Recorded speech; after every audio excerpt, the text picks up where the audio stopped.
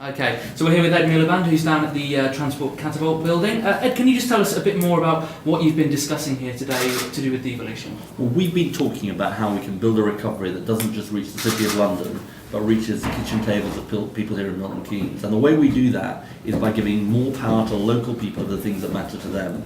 And this catapult is a fantastic example of what we can do if we give more resources to local people. Get that money out of Whitehall and Westminster and actually spend it locally. That's what we're going to do. That's what our plan involves. Economic development, transport, skills, the things that matter to people here in Milton Keynes. What are the specific examples that you're thinking, of specific powers that you're thinking of devolving? Let me give you a very concrete example. When it comes to young people and the skills they have, I don't think that money should be determined in Whitehall. There's people locally, businesses locally, that are going to know what are the skills we need. How are we going to create those high-skill, high-wage jobs, not zero-hours contracts jobs that actually local people want, young people want, and are going to make us better off as a country. So that's the kind of power, that's the kind of resources that we would devolve down to people here in Milton Keynes.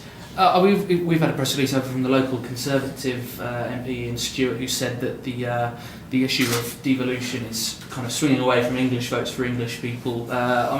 Would you say that you're addressing that subject as well? I think we should look at that subject, and I've said we need a constitutional convention to look at that. But, I've got to say, I think the local Tory MP is part of a government that's failed.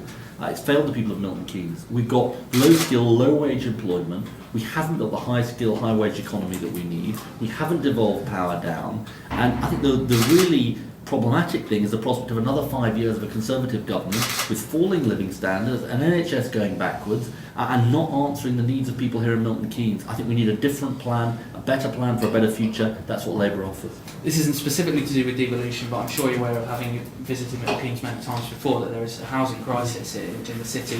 What are Labour's plans to try and ease that crisis? Well, I'm very proud of our plans to build 200,000 homes a year across our country. I was proud to come to Milton Keynes to launch that plan.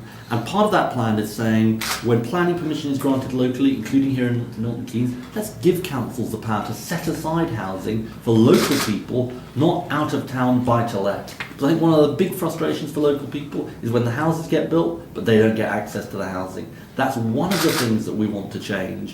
Stopping developers sitting on land, waiting for it to accumulate in value, giving councils powers to actually make sure they can build on that land. So we've got a plan to build housing. I think it's necessary, vital in fact, for Milton Keynes. Okay, we're ready. That's done. Right. Sure.